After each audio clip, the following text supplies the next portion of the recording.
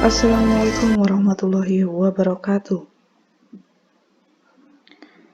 Di sini saya akan sedikit menjelaskan mengenai model pendekatan lembaga keuangan bank yang salah satunya adalah mikrobank.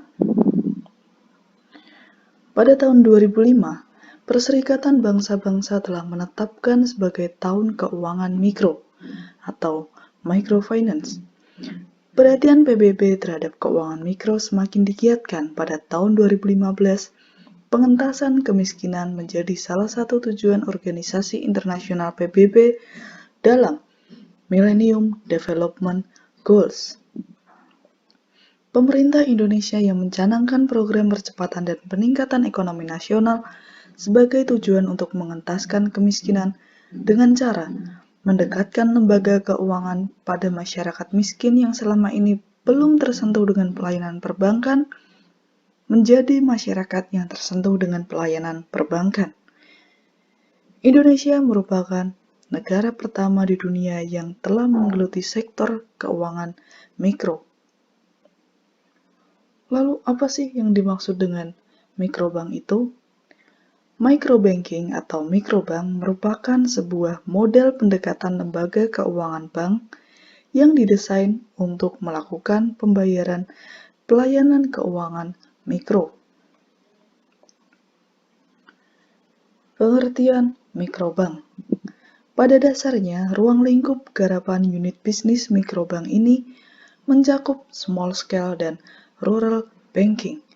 Mikrobank adalah suatu unit bisnis perbankan yang dibentuk dengan harapan mampu mengakomodasi kebutuhan-kebutuhan jasa perbankan dari para usahawan skala kecil dan mikro yang bergerak di sektor-sektor produktif dalam semua jenis usaha. Dari pengertian tadi, dapat dikemukakan lebih lanjut bahwa mikrobank adalah salah satu unit bisnis dari sekian banyak unit bisnis yang ditawarkan oleh perbankan,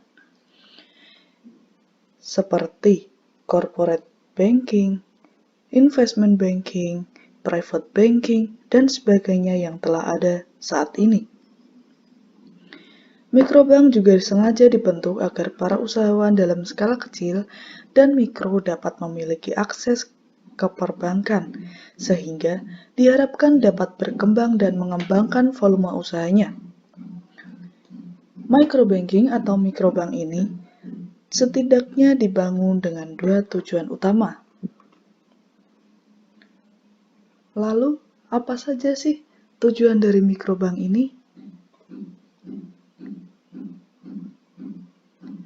Tujuan mikrobank yang pertama adalah mengembangkan usaha kecil dan mikro dalam rangka membangun ekonomi kerakyatan.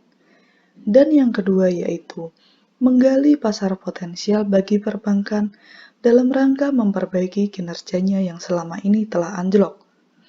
Artinya, secara keseluruhan, mikrobank tidak lepas dari pengertian bank, yaitu sebagai lembaga keuangan yang menghimpun dana masyarakat dan kemudian menyalurkannya kepada masyarakat. Yang mana bisnis mikro ini merupakan salah satu bagian dari bisnis perbankan. Lembaga praktek. Kira-kira apa saja lembaga praktek yang telah mempraktekkan mikrobank ini? Lembaga keuangan yang telah mempraktikkan mikrobank pada dasarnya banyak ada di Indonesia, yaitu ada Bank Rakyat Indonesia, Bank Pembangunan Daerah, Bank Bukopin, CIMB Niaga, BTPN, Koperasi Simpan Pinjam, dan Bank Perkreditan Rakyat. Mikrobank setidaknya tidak menyangkut masalah pemberian kredit dan penggalian dana masyarakat. Namun jauh lebih dari itu, perbankan yang menangani mikrobank ini diharapkan mampu menjadi mediator dalam mengaktifkan para usahawan kecil dan mikro untuk saling berinteraksi dan bertransaksi satu sama lain, sehingga di antara mereka terjadi saling membutuhkan satu sama lain. Dari sini, diharapkan akan berdampak pada peningkatan volume transaksi dan perputaran uang yang pada akhirnya akan menggerakkan perekonomian.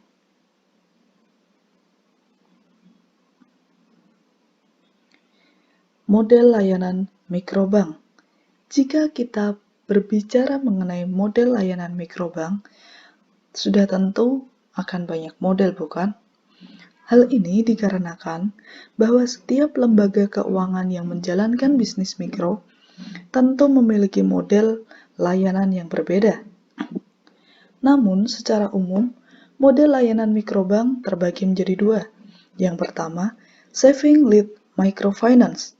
Model pendekatan ini bertumbuh pada mobilisasi tabungan, yang mana lembaga keuangan bank melakukan fungsi pengumpulan dana dari pihak ketiga, baik berupa tabungan dan deposito dari kalangan usahawan UMKM. Yang kedua, ada Credit-Led Microfinance. Model pendekatan ini bertumbuh dari dana hasil mobilisasi para usahawan UMKM yang terhimpun dan kemudian disalurkan lagi kepada semua pelaku usaha UMKM dalam bentuk kredit dengan tujuan untuk meningkatkan usaha UMKM itu sendiri. Dalam pelaksanaan saving-led microfinance tentu berbeda. Ada pola saving yang berbentuk kelompok atau biasa dikenal dengan membership base yang bertumbuh pada anggota. Sedangkan dalam credit-led microfinance, lembaga keuangan lebih cenderung melihat kebutuhan masyarakat akan kredit, sehingga penyaluran kredit lebih diutamakan ketersediaan dana yang berasal dari lembaga keuangan atau dari investor. Berikut ini merupakan salah satu contoh model bisnis yang dimiliki oleh Bank BRI. Dari gambar struktur tersebut dapat kita lihat bahwa BRI unit melekat utuh pada BRI cabang atau kantor konvensional yang berada di wilayah kerjanya.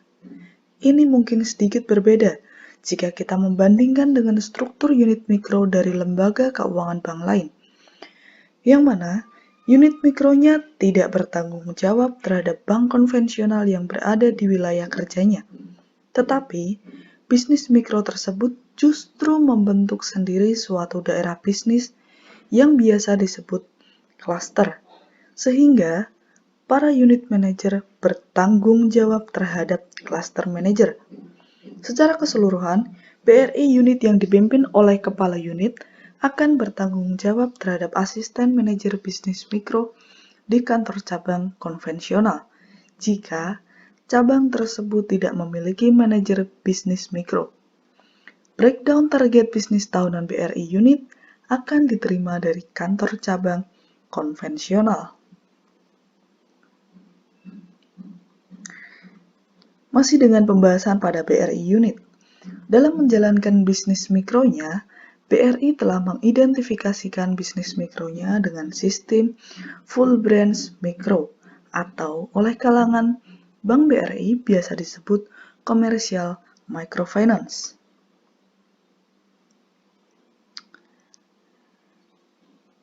Pada sistem full branch mikro BRI terdapat 3 jenis. Yang pertama ada pinjaman, kedua ada simpanan, dan yang ketiga ada fee-based business.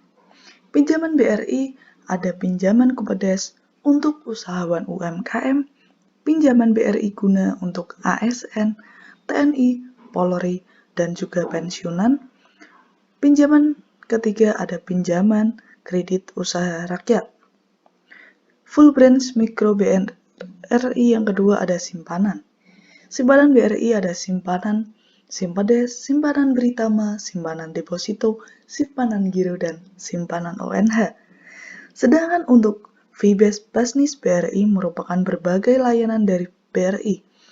Ada layanan transfer antar bank, surcharge untuk tarik tunai yang melebihi jumlah tertentu, kemudian biaya administrasi untuk administrasi tabungan, fee payment point melalui teller dan e-channel untuk pembelian pulsa, bayar PLN, telepon, PBB, PDAM, dan lain-lain.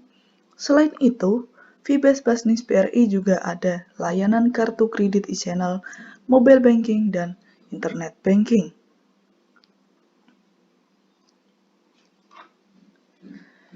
Pasar keuangan mikro di Indonesia tidak akan pernah senyap dan tidak akan pernah mati. Indonesia merupakan role model pasar keuangan mikro. Hal ini terlihat dari banyaknya lembaga keuangan bank maupun lembaga keuangan non-bank yang semakin banyak menggarap bisnis ini. Dapat disimpulkan bahwa BRI merupakan salah satu bank yang menerapkan model mikro bank. Karena semua segmen bisnis perbankan hadir di dalam unit mikronya, mulai dari lending, funding, Vibes Business, dan e-channel. Jika ada bank yang menjalankan bisnis mikro dan hanya berfokus pada segmen kredit mikronya saja, maka lebih tepatnya itu disebut dengan microfinance atau keuangan mikro, bukan microbank atau mikrobank. Setiap bank dengan run-stranya masing-masing berusaha untuk tetap eksis di dalam segmen bisnis mikro ini, yang mana segmen bisnis ini cukup menjanjikan keuntungan yang besar, akan tetapi juga beresiko tinggi. Mikrobank tentunya harus bisa terus berkembang seiring dengan kondisi masyarakat yang juga mulai ke arah gaya hidup mobile. Jika kita terus mempertahankan gaya bisnis tradisional yang hanya memfokuskan mikrobank pada segmen kredit, maka tidak menutup kemungkinan kita akan menjadi bank yang kalah dalam persaingan bisnis keuangan mikro.